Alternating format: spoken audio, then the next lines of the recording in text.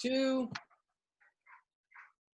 Good afternoon, everybody. Welcome to the Fort Worth Community Arts Center's Boxed Lunch Program. We are getting ready for the weekend, and we have an extremely talented filmmaker with us today, the one and only Adam Dietrich. How you doing today, Adam? I'm good. I'm here at the Dietrich household where my 4-year-old and my 1-year-old are about to feast on Chick-fil-A.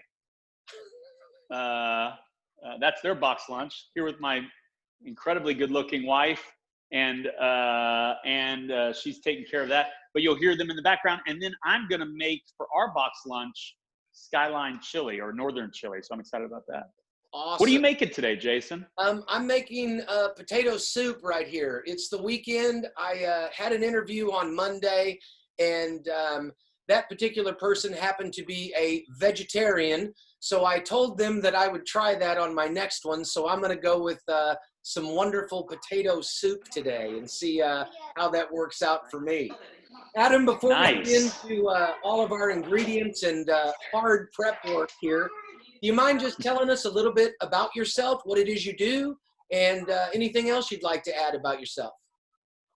Sure. Yeah, well, I'm a filmmaker, like you said. I really call myself an artist because I've worked in a lot of different mediums, and I don't think film is the only medium that I work in or want to work in.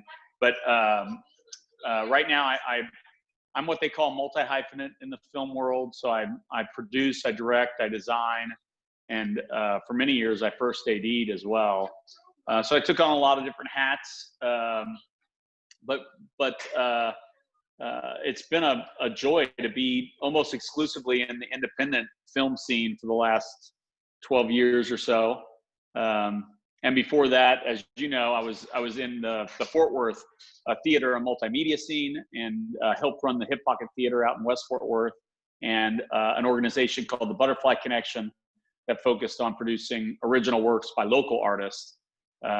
So I've had, a good long career as a performance artist of some sort, or producing performance-driven art, and now I'm in film. Very nice. Quite a resume there. I've taken a look at some of the projects you've got out on streaming, and some of the stuff that's coming up as well, and really some inspiring work, topical, and I can't wait to check them all off my list. So I'm about done with Netflix, so it's nice to have some new opportunities for some independent films, which I'm a huge fan of. So very excited to see that work. So all right. All the platforms, by the way, you just brought up Netflix. All the platforms out there have so many great things on them, and everybody's got their niche. But I've got to say, our most recent film is an Amazon original. So it's on Amazon Prime for people. It's called The Vast of Night. But one of the things that I've really enjoyed about this process with them is discovering how committed they are to independent films and to cinema. And I didn't realize this, but Ted Hope, who's a very famous independent film producer, is helping steer the ship over at Amazon Originals right now. And if you look up Ted's resume, he is in this incredible and almost unique way committed to supporting original voices and stories that challenge us. And it's so cool that he has landed at Amazon, where they have the money to get those kind of projects in front of endless eyeballs, So anyway, as you get out there and you leave Netflix for a minute, Amazon is just an incredible resource right now for really discovering the world of cinema. Yeah, I have to say that I was looking into some of the stuff on your resume, and I finally purchased it. I've got it. I've used Amazon for some shipping and stuff, but it has really been very insightful to see what great content they've got outside of just the normal studio films and the stuff that's been out there for a while. And it's been very inspiring in digging through some of their libraries to see the differences of those streaming services. not knocking Yeah. Netflix. They've got a great library No, themselves. they're incredible. But Yeah. Amazon Prime really does seem to kind of be on the fringe of independent theater or film. And so it's been really impressive to see what's coming up and out of their libraries. So we'll talk a little bit more about that here in a minute. I'm curious to know what all kinds of ingredients you got there for your fabulous lunch. Well, usually I make just a blanket statement. Usually I make Northern Chili from scratch. And so I've shared a recipe with you in case viewers are interested in making it from scratch. But I was afraid that I'm not capable of doing that on camera. I'm no Guy Fieri. So this is a Northern Chili that's a very famous brand and one of my favorites. It's called Skyline Chili. I grew up in Cincinnati, Ohio for the first 10 years of my life. So I am very much a Texan, but I still have some of these Northern roots. And one of the strongest ones is Skyline Chili. Northern Chili, which is what Skyline is a little bit different than your chuck wagon chili, right? So it's Northern Chili is on a bed of spaghetti, and you got your spaghetti, and then you got your chili, which is a meat-based sauce with some Greek seasonings, and then you've got opportunities for different ingredients. But what I like to have is onion, finely chopped onion, and finely shredded cheddar cheese. And then I like my stuff spicy. So I'm a true Texan in that way. And so I put on some organic cayenne pepper as well. So that's going to be what we're making today. If you're interested in making the chili from scratch, it is super easy, just not on camera, and includes several Greek seasonings. So you're going to make sure to look at the recipe before you start, because you may need to go to the grocery store if you're not familiar with Greek food. You might need some seasonings that are not in your closet, but they're widely available. You can get them at Target, you can get them at Kroger or whatever. And if you're vegan out there, you can make a vegan option with tofu or a meat substitute, which is just as good, really. So, wow. What do you got? Like I said, I'm taking it pretty easy today, and I'm going down with some potato soup. So I went ahead and boiled some potatoes as well, so they're good and soft, because I also am starting to learn that I may not be a Guy Fiero as well. So I'm going with the good old-fashioned Campbell's cream of potato, but then I'll be enhancing that myself a little bit as well with some real potatoes. And I've also got a little bit of cheddar cheese that I'll put on there. And I've got a secret ingredient I'll tell you about as we get a little bit closer in there. I also like a little spice, so we'll see how it goes. I'm really learning a lot about my cooking skills through all of these interviews.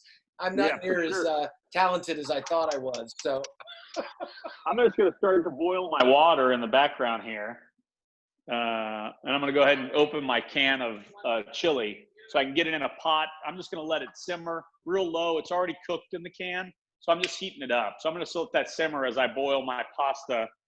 And I'll boil my pasta for about 6 minutes. That's kind of the perfect time for me with thin spaghetti. So that sounds great. While you're doing that, I was curious if you'd talk a little bit about what have you learned about yourself and your family, and looking at all of the things that are going on in the world these days. What have you learned about yourself during all of this pandemic and crazy 2020 so far? Cool, man.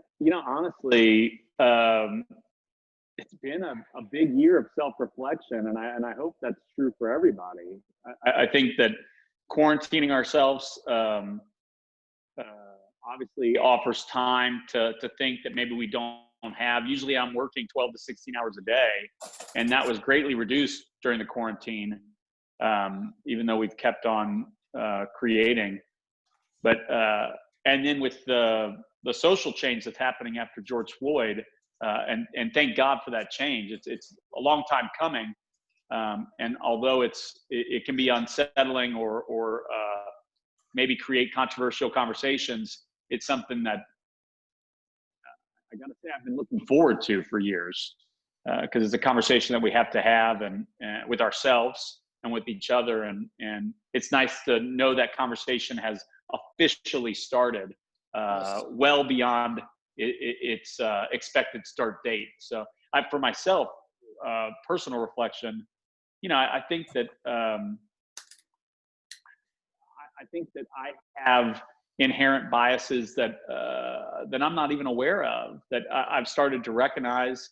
I think that I've made, as everybody, I think I've made mistakes, not just on systemic racism issues, but on other issues that are community-driven issues. That I think it's a great opportunity right now to be open with yourself and take this chance to try to see yourself as clearly as possible. I mean, it's hard, but to see yourself and your choices as clearly as possible, to come to terms with the things that you've done or haven't done, and not try to judge yourself. I mean, I think that's the hardest part, is I'm not trying to judge myself.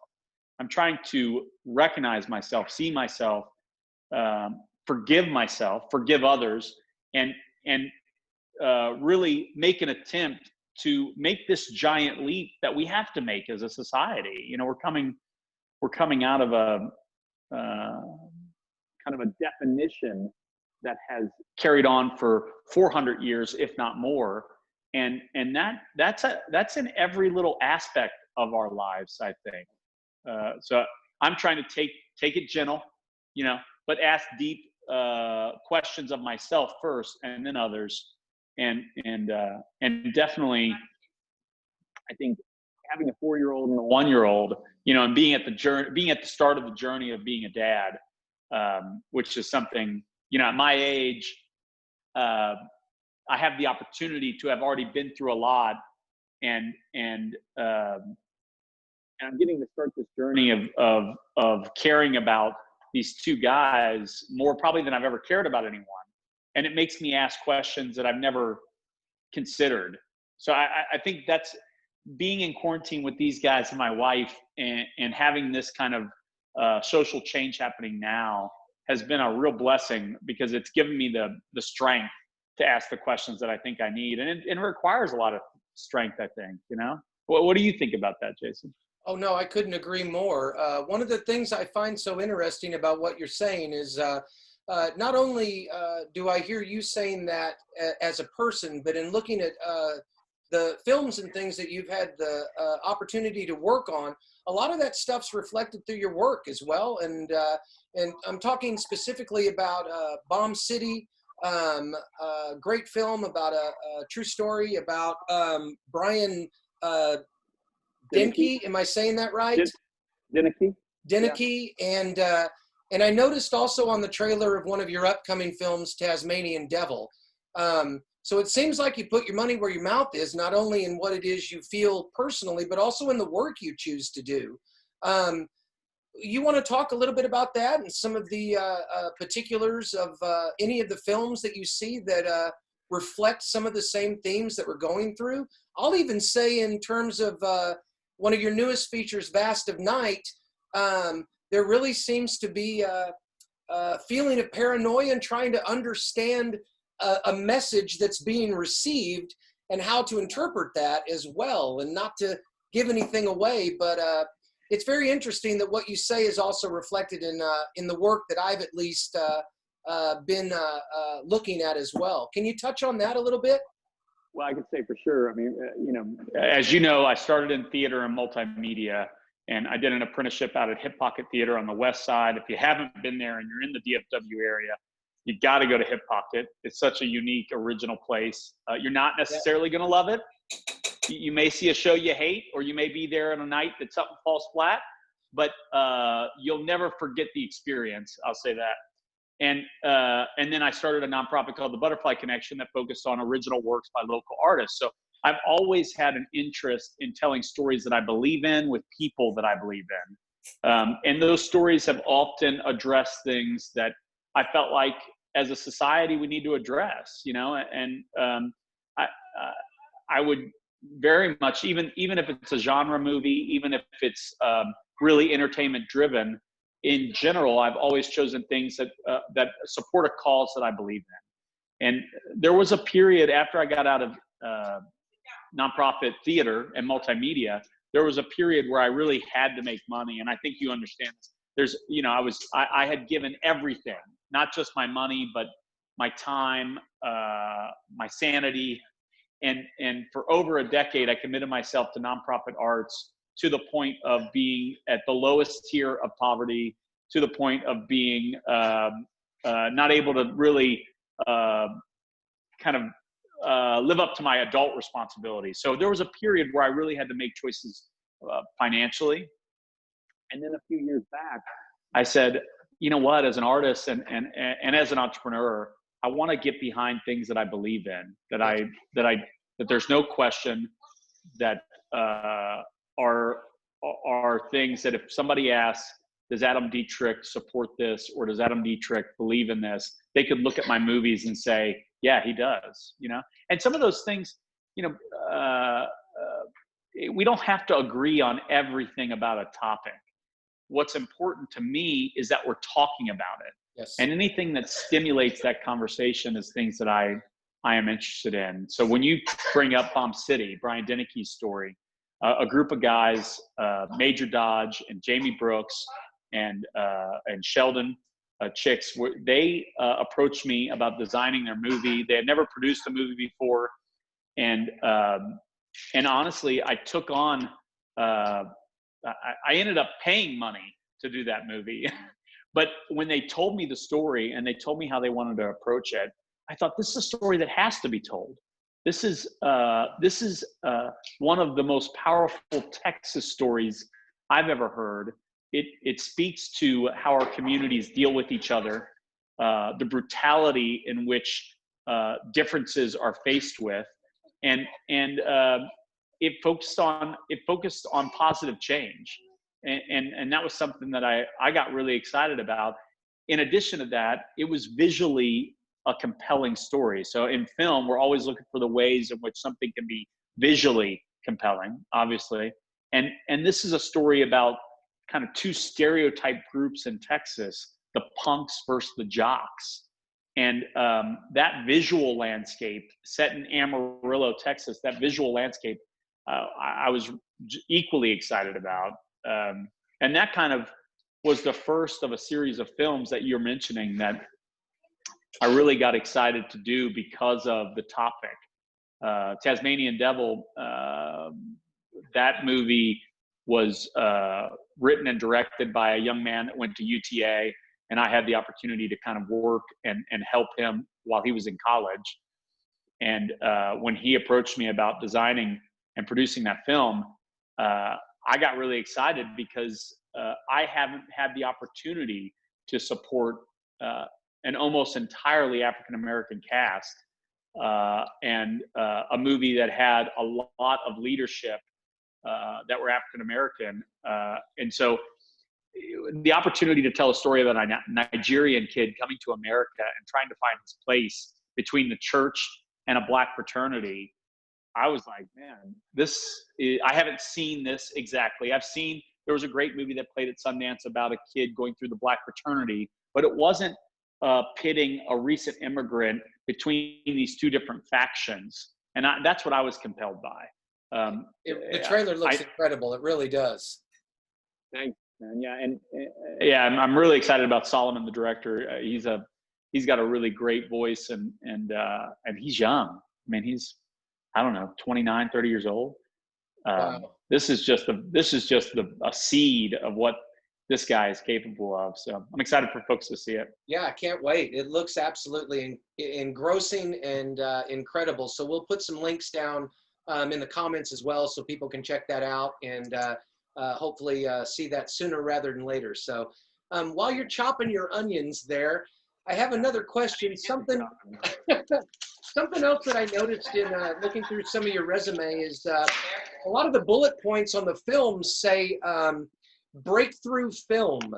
Do you choose to work with first-time directors, storytellers, or is that just something that kind of happened throughout your film career? Because it's really inspiring.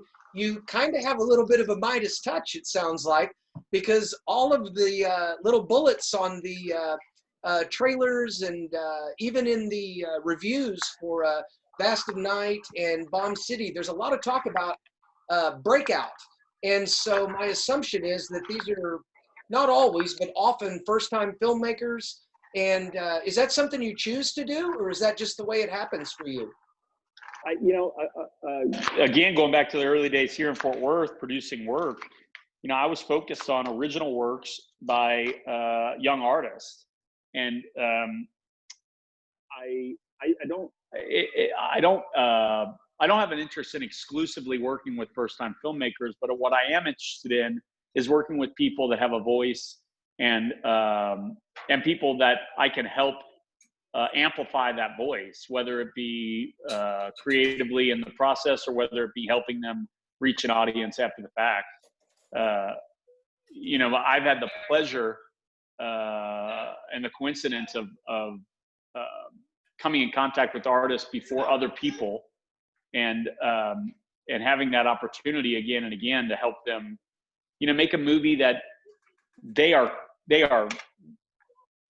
super capable of making, but maybe I bring a talent. Sorry about that. Somebody was calling in. That's okay. They're super capable of making, but maybe I bring a talent that isn't theirs. A lot of people that are in the film business, they come from a film school or they come from a background where they learn a lot about cameras and lighting and the equipment involved in the storytelling process. But not a lot of people have a background in design or in casting or in acting. And that's really what I do. I was an actor first, and I studied acting with a ferocious intensity, and I'm super committed to performance-driven content. I think actors are one of our greatest assets, and we have so many of them that are never recognized. And then from that, I started designing my own sets in the theater so that I could make a play because we didn't have any money. Right. So I got into designing solely out of necessity. And once we started doing multimedia in the same capacity, I started doing location scouting and props and picture cars and things like that just because of necessity. I didn't have money to pay anyone nor access into our industry. I couldn't even get a picture car guy on the phone, and then when I got them on the phone, rightfully so, they were expensive, So I had all of this skill set that was just born out of necessity and passion. And when I started to meet filmmakers, I realized that the majority of them didn't have that skill set. They were super talented. They were great writers. They were great directors. They were great cinematographers, a lot of great gaffers, and even understood sound or music. But all of the things that I knew how to do in general, they weren't very good at. And I was like, well, I can bring that to the table. And as when you run a nonprofit theater or multimedia group, you got to show up every day. I mean, the work starts at 6 a.m. and you're not done until midnight. Yeah. Because there is so much work to do.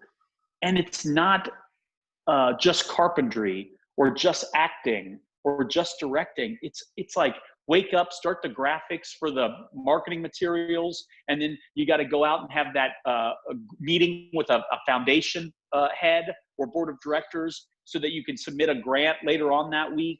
And then you're outside. I worked at an outdoor theater, so now you're outside and you're building the stage, and you have no credentials, by the way, at this point to do that, but you're out there swinging a hammer with a real carpenter because you're the only guy that would show up.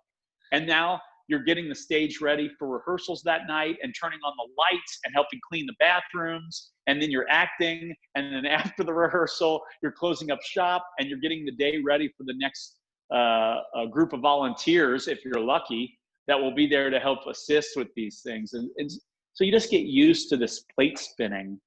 And that just carried naturally over into film for me. And I found that a lot of first-time filmmakers, they don't have the money to hire all those different people. And that's where I was able to come in and have a impact, and now I have moved a little bit into kind of a different category within film. And I think I still bring that skill set, but I've learned a lot over the last few years about managing a group of really talented people and letting them do their thing, which is a totally different skill set. And I never had the glory of that in the past. It was usually Adam Dietrich doing everything that he physically could, and then some really great collaborators like my partners Elliot Gilbert, Nancy Norwood, or guys in the community that are still in theater like David Jeremiah or Christopher Dontrell Piper or Rob Bosquez. Yes. I had great people, but oftentimes I still had to do what Adam Dietrich could only do within that circle, And now I am getting to the place where I have some incredible people that are talented that I can just kind of oversee and encourage and, jump in if I need to. And that's been, heaven. Oh my gosh, keep it coming. Keep that coming. Yeah, well, it certainly shows. Just in the trailer alone for Vast of Night, set in the 50s, I believe. And I was certainly paying attention to a lot of that detail. And you guys have done a great job with that, from the sound to the setting of the 50s. And it just really looks incredible. I can't wait to see that one. So good stuff. Wow. Hats off. Talk about, the film thing, coming out of the theater and the arts here and having worked in Fort Worth Community Arts Center so many times and, just been a part of tons of outreach programs for different people. It's fun in film, in indie film. Almost all the movies I've produced were made in small towns in Texas. And one of the things I love about that, if you make a movie in a small town in Texas, it's the whole community making the movie. Yes. And The Vast of Night we made in Whitney, Texas, which is about 45 to 50 minutes south of Fort Worth. And then we made in the neighboring community of Hillsboro, which is actually the place they made Wes Anderson's Bottle Rocket. Yep. Yeah. And those two towns, I mean, Jerry Barker, who heads up the city of Hillsboro, and Chief Bentley over in Whitney, those guys, I could call them any hour of the day or night, and they would answer their phone. I would say, I need this, or I need to find out who owns this so that I can talk to them about getting into this space or whatever it might be. These guys made it endlessly easy for me to maximize the tiny amount of money we had. All the way to Whitney and Vast of Night, when you watch the movie, there's a kind of an epic shot that I won't spoil too much. If you read any of the press about it, you'll see it. But if you watch the movie Blind, which I recommend, there's this shot that'll take you through the town. And if you notice on the ground in the main downtown area, it's not pavement, it's dirt, it's sand. And I did that because I didn't want to see the white lines that were painted on the ground, because I didn't think that was period appropriate the way they were done. And that was the only way that I could think of covering it, was the sand that I felt like would be practical in New Mexico. And it also did something great with the light as well that we were definitely going to use overhead. But that sand, I was only able to do that because of a local that was willing to give me this cut rate deal and bring it out for us. Every single person on our crew pushed that sand and leveled it on the street the same night that we were shooting it. Oh, man. Because we didn't have any money to get it early. And then the chief of police, I called him afterwards. I said, Chief Bentley, I can't pick this up, I don't think. I've never done this before, and I feel like I've made a mistake. And this is just an example of how great they are. He benevolently said, look, keep it there. In a week or two, we're having our annual festival called Pioneer Days. Oh, wow. And sand on the ground would be perfect. So he let me just leave it in the street. Nice. And then somebody took pictures for me during Pioneer Days 2 weeks later. And it was like this incredible contribution to that annual festival in the town. So it just felt all the time like that. Like inconveniences were not inconvenient. They were beneficial to everybody. And no matter what the film would have done, and this is the case with a lot of other films that we've made, no matter what happens with the movie, you still have this community that will love it, and you can love it because you knew you made it with that community and it means something to them. So it doesn't have to be a huge success like some of these are. It's a success because of how you made it you know? All right. How's your lunch coming there? Well, I break my pasta in half, and I'm sure real chefs would be, I think that's blasphemy, but I crack it in half so it fits in my pot. I just put it on and it's 12:58. So I'm going to boil it for 6 minutes. And meanwhile, I'm going to turn on the other burner on low as I can get, and just start to heat up this Skyline Chili. I've got my onions chopped up right here, delicious onions chopped up. Beautiful. And I'm going to rip open my package of finely shredded cheese. This is what a chef does right here. He rip opens a package and gets it ready. Indeed. All right. So while you're doing that, I did the same thing. I'm just simmering mine. I put a little bit of milk in there too, just to kind of thicken that up a little bit. And then I'm just going to take my pre-boiled potatoes at this point and drop them right in there. Let all that kind of simmer around a little bit. And then I did the same thing, but Adam, I went a step above while you're turning your camera back on there.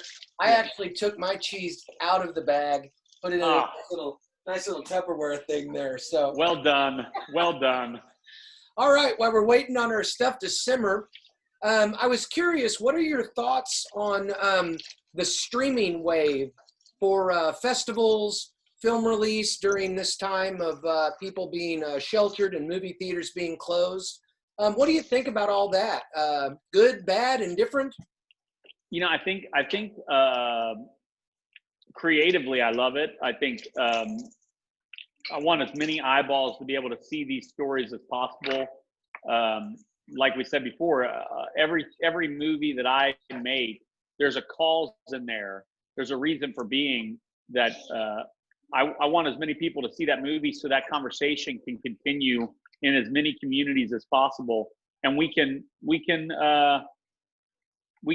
art can do what art does, right? Which is help grow our communities, help make us better as human beings. And so streaming only serves that purpose, I think. Financially, I think we're still figuring that out, and I learned in nonprofit how important the money of art is, not because it's about that, but because without it, we can't have those conversations, and we can't drive that growth in our communities. So I think we're trying to figure out financially how artists can really monetize streaming, and especially when you're going to your major platforms. I think we're still figuring that out, but I'm hopeful that it's going to be shown that it's super successful financially, and that might motivate more artists to feel good about going directly to streaming. Our movie Fast of Night, which is the most recent movie to release, it's an Amazon original, so it was destined to be on Prime pretty immediately after it was released, but we were originally going to release in theaters nationwide, and that had to change due to the pandemic. But it was kind of cool. I mean, again, from a creative standpoint, what ended up happening is we played about 40 drive-in movie theaters across the country, and they were sold out almost every night. I mean, it was packed.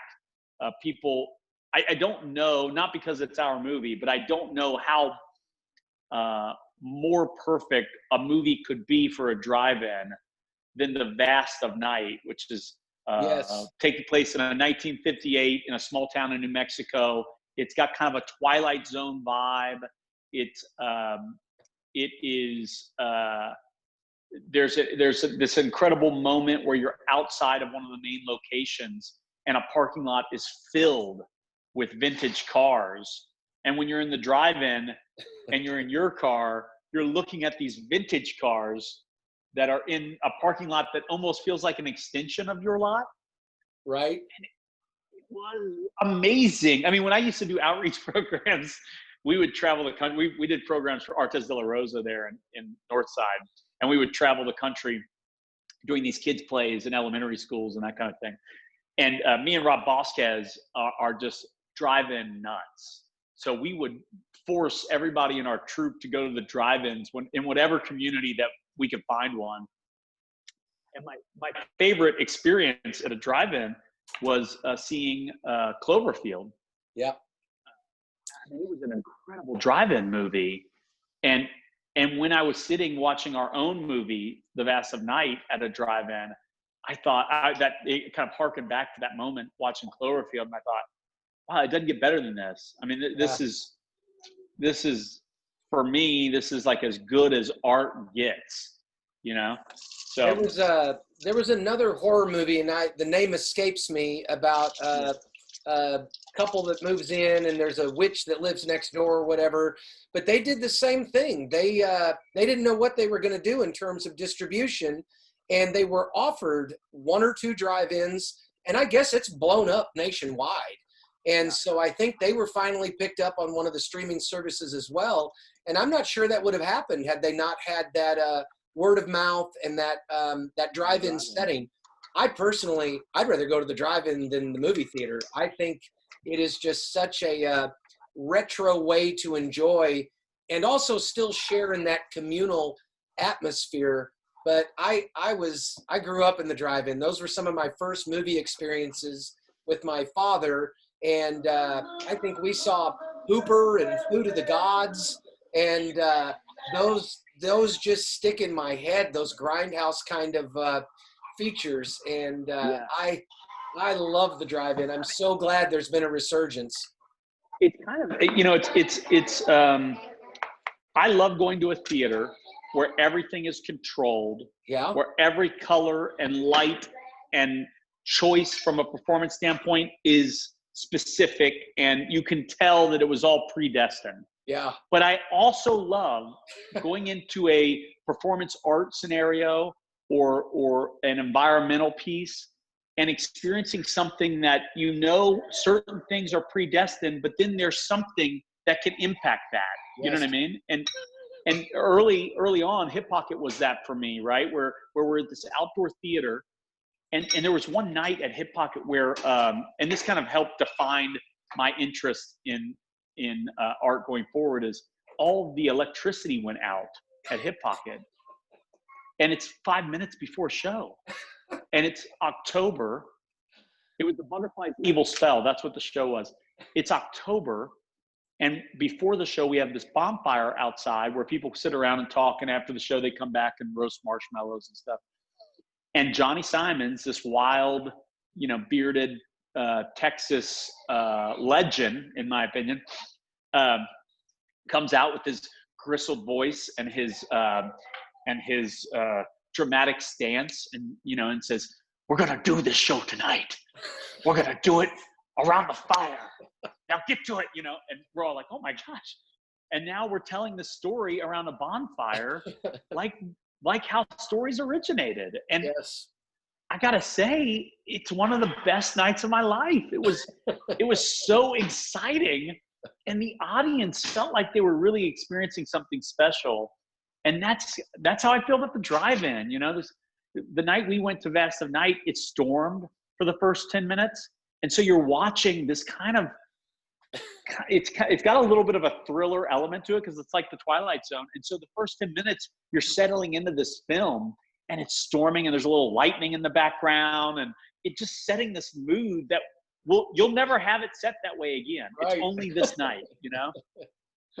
So much fun. Nice. My pasta is done. Nice. It's been 6 minutes, so I'm going to take it off, and I'm going to immediately dump it into my simple plastic strainer. And I know Food Network is watching, and they're excited about their next superstar. Just so no one feels bad about their own cooking skills, I didn't stir my pasta because we're talking, and so I've got this, a single piece of pasta that's come together. I have learned that all lunch tastes great on camera, so don't worry about it at all. Just make sure your presentation's on point. We'll be good to go. So, all right. So true. While you're dealing with that, do you have any secrets, any secret ingredients or preparation tactics to ensure deliciousness? Well, I am a Texan through and through. Even though I'm making northern chili, I like my stuff spicy. So right at the end, I'll add in some cayenne And what I do is I put my pasta on the plate, then I add my chili, then I put my cayenne, I put my onions, and then I spread the finely shredded cheese all over it. So you don't really see the cayenne, but you feel it. Wow. And the thing about northern chili, I mean, it's just like any chili, but there's different ingredients. So some people put kidney beans in it. I'm not a fan of that. Some people don't like it with onions, and if you have never eaten raw onions, they're going to stay with you. So if you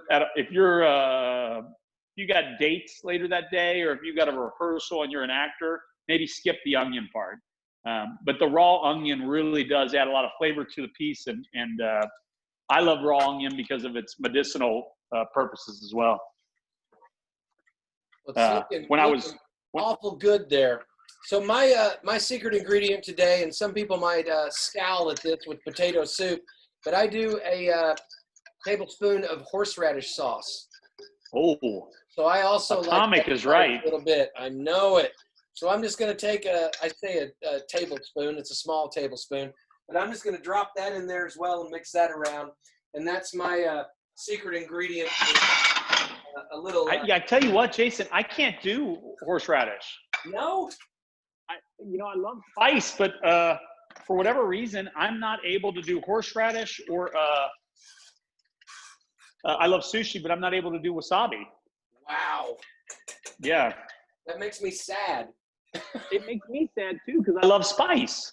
And I got to be honest, talking about self-reflection, I've got to be honest.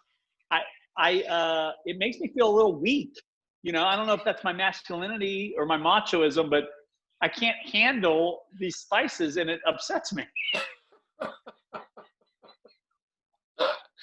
don't stay up at night thinking about it or anything. So, Adam, are you moving on to plating already?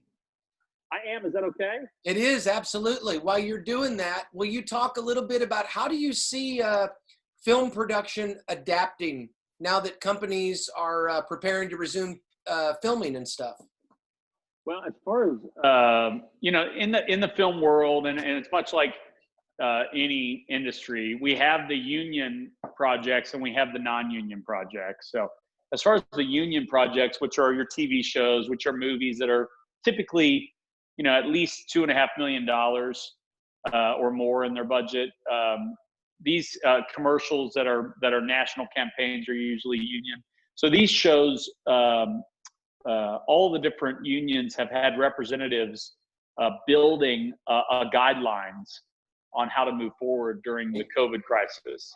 So they've just come out with these guidelines a few weeks ago, and it's widely available online. You can see them. And in general, it's a lot about sanitizing, it's temperature taking, it's quarantining certain people in the team. It's making sure that you have people dedicated to safety. All these things are things that we do typically on sets, but much like a theater or any other kind of nonprofit effort, it's easy to get too involved and you let something slide, and so these guidelines are trying to help us remember and to create a system that doesn't allow for any kind of sliding. So they're definitely those guidelines were just posted a few weeks ago, and I've heard union projects coming back as early as July now. As far as non-union projects, they don't have any of those specifications. So the people that I work with, I know we try our best to do what we can to make sets safe and to honor each other. All the sets that I produce, the first speech is love and respect. So you got to live by that love and respect rule, especially when there's not really any other rules, right? Like there's nobody watching over us saying, don't do this or do this.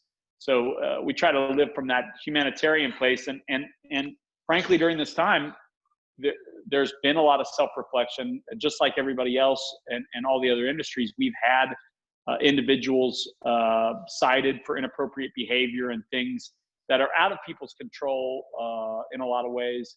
But it's helped us to encourage taking on more responsibility, making sure that we're listening to people and getting both sides of a story and investigating things that may seem like trivial things when you're pushing yourself 12 to 18 hours a day. but any humanitarian effort and the safety of the people involved is never trivial. Right. You know, so I think I'm really proud of the non-union sector and the people that I work with, because I've heard a lot of conversations about ways in which we can incorporate those same kinds of techniques that the union world is incorporating, and find ways, despite our budgetary limitations, assure that everybody on our team is safe physically, first and foremost, obviously, but also mentally and emotionally. And I don't know if that would have happened without COVID, honestly. Great point. So we had a project that was actually supposed to go into production in late May, and everybody on the team said, let's postpone. You know, not just because of physical health, like COVID, because Texas had opened up and they were in phase 2. So we could have started a production, but we felt like creatively and emotionally, we were going to put people in a position that we weren't going to do our best work. And we thought, you know, why rush that? Why not take the time, give our community a little bit more time to heal, and give ourselves the opportunity to be clear-minded as we go into this kind of non-lethal battle, which is what art is, right? I mean, we're not risking our lives, right? But at times we're risking our sanity. Yeah, you know? Absolutely. Okay, that's some great information. So while you're finishing plating up there, I went ahead and jumped you a little bit, and I'm just going to put mine to the camera here. So I just went ahead and put some of my soup there in the bowl, and got my cheese on there, and let that melt down. It's looking pretty good and creamy there, so I'm pretty happy with the way that turned out. So I gotta say, this might have been one of the easier lunches. I might have to pull this one up and keep it in a soup and some boiled potatoes. So there's no shame in cooking something from a can. That's I tell true. you that. Absolutely. And I've learned to accept it more and more as I've become a dad and have a 4 and a 1-year-old. I'm like, you know what? It might be just fine today. Absolutely right. That looks absolutely wonderful. Very nice. This is before the cheese, and then I'm going to add in my organic cayenne just right from the thing.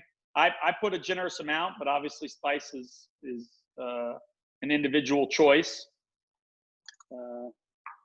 And then you just, you know, if you eat cheese, you just pile it on. You can never have enough cheese, that's for sure. You can never have enough cheese. And the way it works with these Greek seasonings in Chile in the northern Chile is incredible.